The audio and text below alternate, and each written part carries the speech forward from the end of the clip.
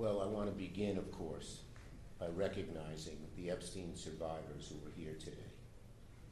Virginia Giuffre's family, who traveled here because they believe, as I do, that what happened to Virginia and to all the victims here today and throughout the world must finally lead to change. And all you have to do is look at the faces of these beautiful women and just have total empathy for what they've gone through, admiration for their courage, and anger about what happened to them. So, thank you. Today, we're here to do something simple and long overdue.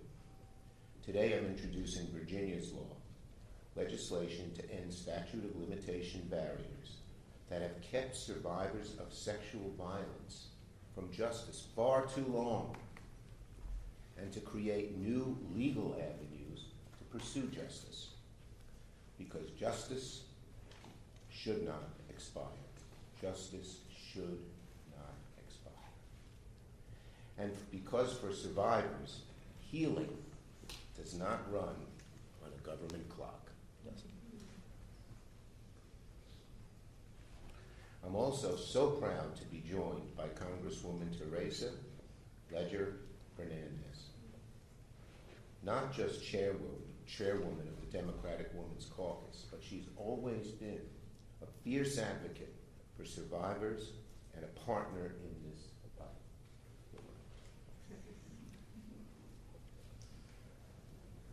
She's a champion and a fighter, and that's what a bill like this requires, a fighter who will relentlessly push for the cause of justice. Justice. That's what we demand, justice. And here is World Without Exploitation and Sigrid Macaulay, whose work, along with the survivors, helped shape this legislation. We thank her. The bill exists. Why? Why does the bill exist? Because people refuse to accept silence as the end of the story. It's that simple. It cannot be when something this dastardly and this terrible and this heart-wrenching happens. For years, survivors of Epstein's abuse were ignored. They were doubted, they were silenced, they were dismissed. And even when the truth finally came out, even when the world finally listened, too many survivors were still told by the law, it's too late, your justice has expired. Not because the harm wasn't real, not because the abuse didn't happen, but because the system ran out the clock. When they were told, it's too late, your justice has expired, we aimed to change that. And that's what we're trying to do today. When you say the system ran out the clock, tough rocks, too bad, too late, that's not justice. That's a system that protects abusers by waiting survivors out. Our law, Virginia's law, changes that. It allows survivors to seek accountability when they're ready, when they're strong enough, supported enough, able to face the weight of civil litigation. Sometimes it takes years to recuperate from the horror that occurred.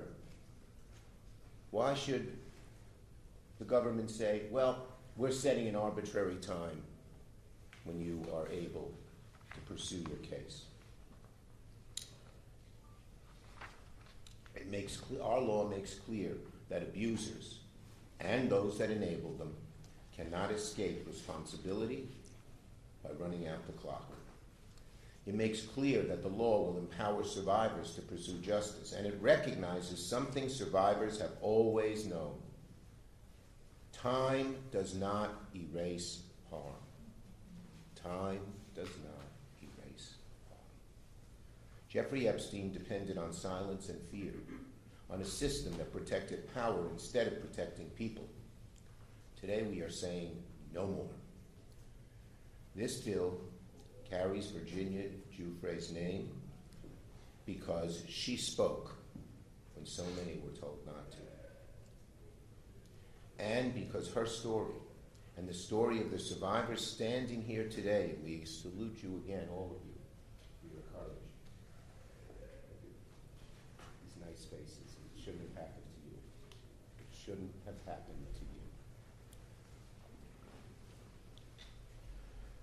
So, no survivor should ever be told again that the law failed them and that time mattered more than truth. The survivors of Jeffrey Epstein have waited long enough. Virginia waited long enough. The time for justice is now, and Congress must act. So now let me call on our great leader in the House, Representative Teresa Leger Fernandez. Off you go. Thank you. Thank you so much, Leader Schumer, for your amazing work on this issue, which is not new. You have championed these issues for many, many, many years in the House and in the Senate. But I want to also acknowledge the survivors. We have shed tears together because what happened was horrible. The cover-up and the abuse that continued by refusing to acknowledge the pain and the crimes and everything that happened was also an injustice. And that's what we are here to do today, to say that justice delayed is indeed justice denied. And one of the lines that the survivor shared with me early in the many meetings we've had, and it's chilling, it's a chilling warning that Jeffrey told them. He gave them this warning. He told the women and young girls, I have the government, I have the banks. In other words, you are powerless. Imagine hearing that from the man who abused you. Imagine being a young girl, a young woman already traumatized and being told that the system, the government, the institutions, the courts, the powerful are on his side. That he and those to whom you were trafficked are untouchable. That the world is made up of the powerful who are above the law, above reproach, and you are disposable as a mere object of sexual use and abuse. And for too long, those sexual predators have been protected by their wealth and power. And now, with the help of Donald Trump and Pam Bondi, the pedophiles and sexual predators are being protected by our government. But today, we're one step closer to proving Epstein wrong. But this bill is bigger than Epstein. It's bigger than the abuse that the victims endured. It takes years for victims of abuse to feel safe enough to come forward. And time should never be a weapon in the abuser's arsenal. Virginia's law eliminates the statute of limitations for key federal civil claims brought by survivors of trafficking and sexual exploitation. It includes a look-back window, so survivors who were previously barred, who were told, no, you do not have access to the courtroom, so they have time to now go back and seek justice. And it clarifies that traffickers cannot escape accountability by committing abuses in another jurisdiction. You don't get to escape prosecution by simply putting predators and victims on a plane to a private island, or a mansion in Florida, or a ranch in New Mexico. Because justice should not depend on a calendar. Justice should not depend on geography, and it should never depend on how powerful your abuser is. To Virginia Giuffre's family, thank you, thank you, thank you for letting us use her name in this law. It's her courage that we are honoring today with Virginia's law.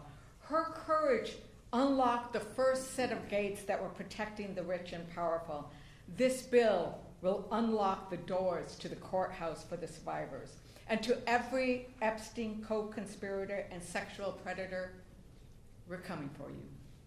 And to Donald Trump and Pam Bondi, how dare you? How dare you use the Department of Justice, a government agency which by its name is intended to bring justice, to use it to prevent justice, to protect yourself and that predatory circle of abusers. And so I join with the senator and with the leader. Yes, let's pass this bill. Let's prove Epstein wrong. And now I want to recognize, as I was talking to Sky and Amanda Roberts, we talked about how they couldn't have imagined that this day would come. And we talked about how, yes, it's been a long journey. But before Virginia, there was one of those big arroyos or chasms that you see in New Mexico, right? There was no way to cross it. But what Virginia did was build a bridge. And now we are crossing that bridge because of the bravery and the words and the wisdom. And I'm sorry for the loss of Virginia. But she has left something so powerful for all victims. And so I now like to recognize Sky and Amanda Roberts.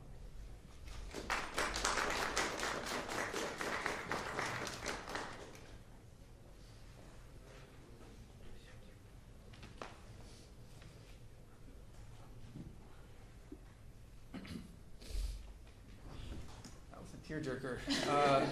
I am the crier in my family. I'm just going to throw that out there. So, all right. Hello, everyone. My name is Sky Roberts, and I am the brother of Virginia Roberts Giuffre. I am deeply honored to stand here today alongside some of the most extraordinary people you will ever meet, including World Without Exploitation, Congressman Chuck Schumer, Congresswoman Teresa Ledger Fernandez, survivors of Jeffrey Epstein, and the legendary Sigrid Macaulay. No.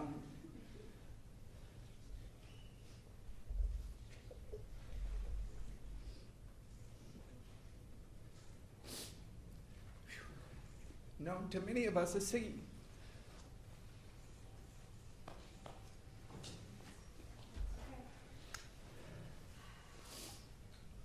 I want to begin with a single word. A word that meant everything to my sister.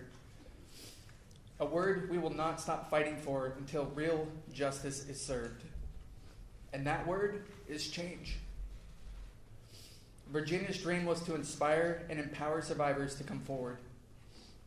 In a world that too often turns away from abuse and pushes it into the shadows, she wanted to bring light. That light is change. Virginia's dream was to inspire and empower survivors to come forward. One of the main missions of her nonprofit SOAR was to eliminate the statute of limitations on adult sex trafficking. She talked about it all the time while elevating the voices of survivors, alongside her publicist and dear friend, Deanie von Muffling. Today, we give Virginia her voice back. We amplify the voices of survivors around the world. Today, we send a clear message to perpetrators everywhere by introducing Virginia's Law. We are introducing Virginia's Law because survivors deserve justice, not expiration dates. Change must mean justice, not someday, not in speeches, not in private settlements, justice in law, justice in court, and justice in the form of consequence. Virginia's Law is more than legislation. It is a change in the truest form.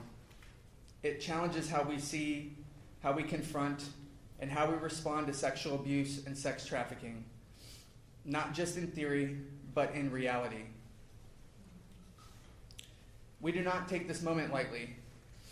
We are holding an overwhelming mix of grief, loss, and pride. And if our voices shake and our tears fall, it is only because of the depth of our love for our sister. Grief without action is another kind of silence, and Virginia did not survive what she survived just to be silenced again. And with that, I'd like to turn that over to my wife, Amanda.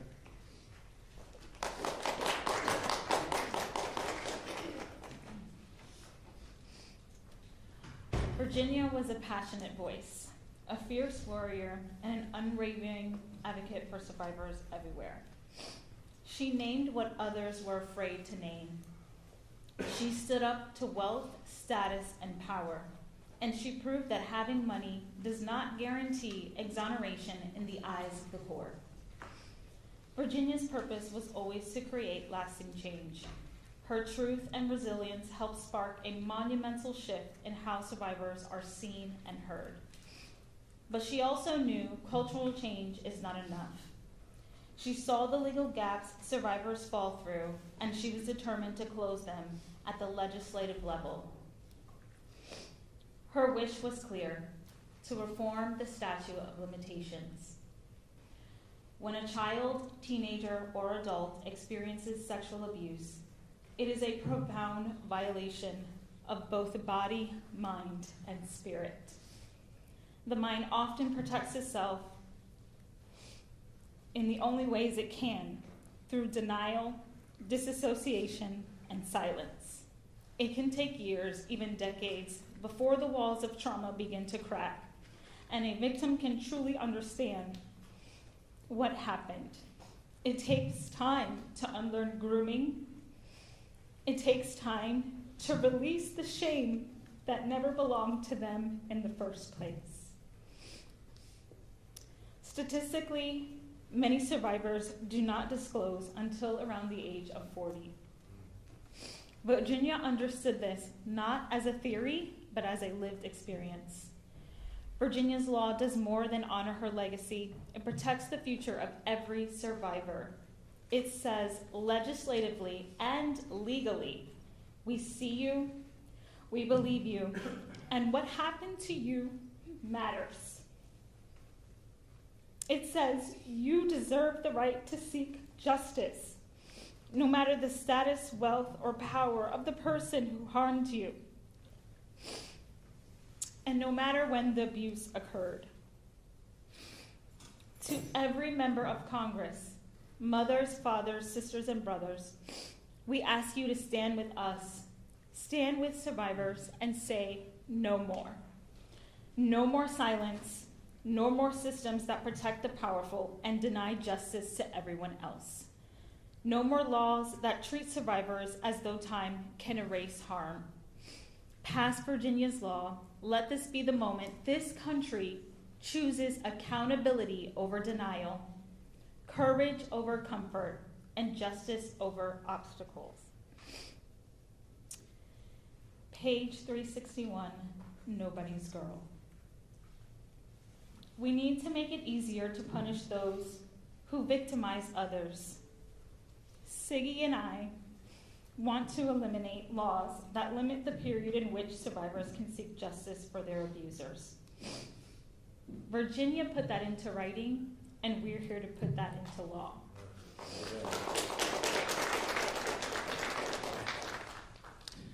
And with that, Siggy, that's what we're here to do today.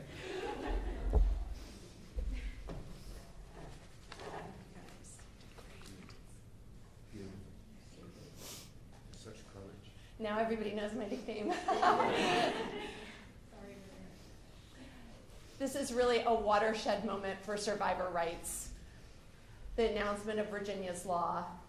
And as you heard today, the genesis of that law is to get rid of the statute of limitations so that survivors can work on their own timeline. With the passage of this law, no longer can abusers weaponize the clock. Survivors can act when they're ready to act.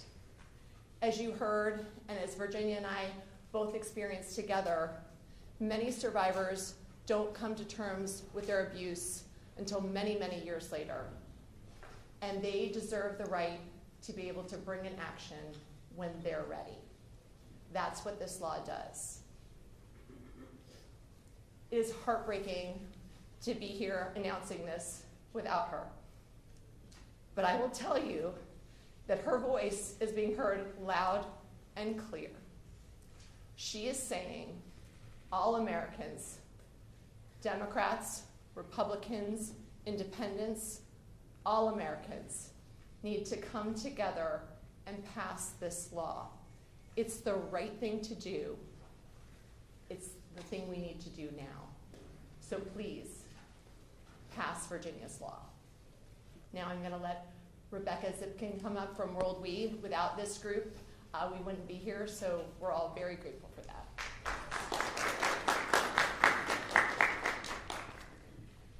Hello, everyone. My name is Rebecca Zipkin, and I'm the Policy Director at World Without Exploitation, and we are the largest national anti-human trafficking and sexual exploitation coalition in the country. And we have had the true privilege of working closely with the survivors who are here today, and Sky and Amanda, to push forward advocacy to release the Epstein files. And today we are privileged to be here to speak in support of Virginia's law. Thank you so much to Leader Schumer and Congresswoman Fernandez for their championing of this legislation. Today we're here to support Virginia's law, named Virginia Roberts Giuffre, whose courage helped expose one of the most far-reaching sex trafficking networks in modern history. Virginia's story is not just about one man, it's about a system of wealth, power, and protection that allowed abuse to continue for years while survivors were silenced, disbelieved, or legally shut down.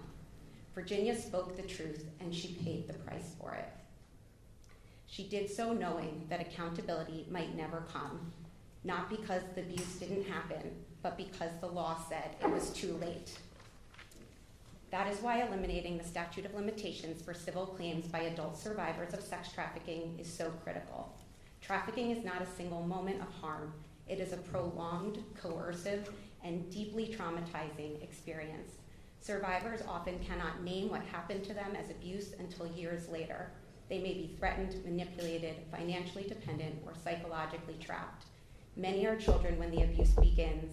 Others are groomed into believing they consented when in reality, consent was impossible. The statute of limitations does not account for this reality. Instead, it functions as a legal shield for abusers and the institutions that enabled them. It cuts off accountability before survivors ever had the meaningful chance to come forward. Virginia's law recognizes a simple truth. Healing does not follow a legal deadline. Eliminating the statute of limitations does not guarantee survivors will sue. It simply gives them the choice. It restores agency, and it sends a clear message that time does not erase responsibility. Jeffrey Epstein did not operate alone. He relied on enablers, the men who were the buyers, the exploiters, and the abusers. Many of those individuals and institutions have never been held accountable, not because the facts are unknown, but because the courthouse doors have been closed. When civil claims are barred by time, accountability disappears. Virginia's law changes that. It tells survivors you were not too late, you were harmed, and the law will no longer be used to protect those who harmed you. And it tells the public that justice does not disappear simply because an arbitrary amount of time has passed. Justice is not about convenience, it's about courage. Passing Virginia's law is not about reopening the past, it's about finally confronting it. And we owe survivors, all of the survivors here today, and the thousands around the world, nothing less.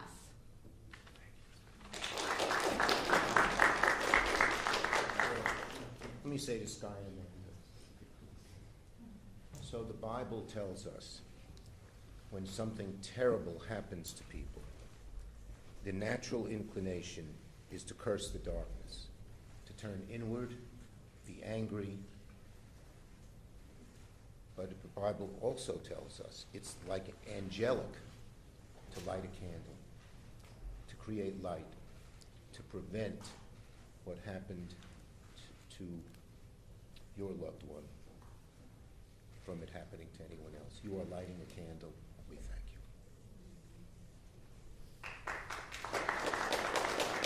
Okay. We'll take questions on this subject. Yes.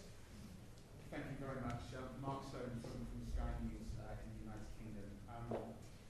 Thank you for inviting us here. That was a very powerful news conference. I have a question for you, Mr. Roberts, if that's right, and also for you, Senator Schumer. Mr. Roberts, the photograph of